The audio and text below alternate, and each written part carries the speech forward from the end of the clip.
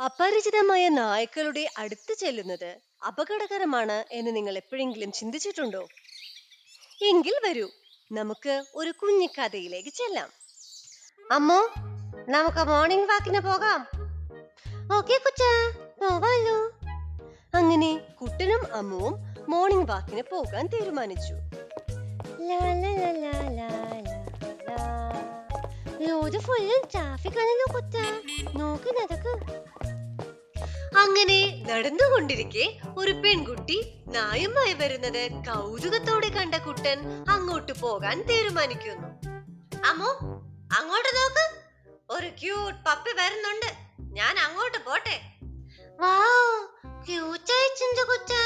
പക്ഷെ അടിച്ചു പോണ്ട, അത് നമ്മളെ കടിച്ചാലോ? അപകടത്തിലേക്കാണെന്നറിയാതെ കുട്ടൻ അങ്ങോട്ട് ചെല്ലുന്നു. അയ്യോ അമ്മോ, ആ നായ ഇപ്പൊ എന്നെ കടിച്ചേനെ.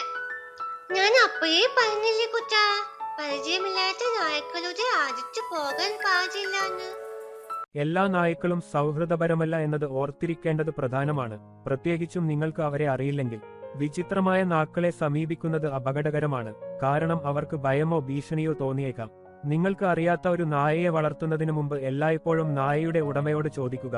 നായ പരിഭ്രാന്തിയോ ആക്രമണോത്സുകമോ ആണെന്ന് തോന്നുന്നുവെങ്കിൽ അകന്നു നിൽക്കുന്നതാണ് നല്ലത്.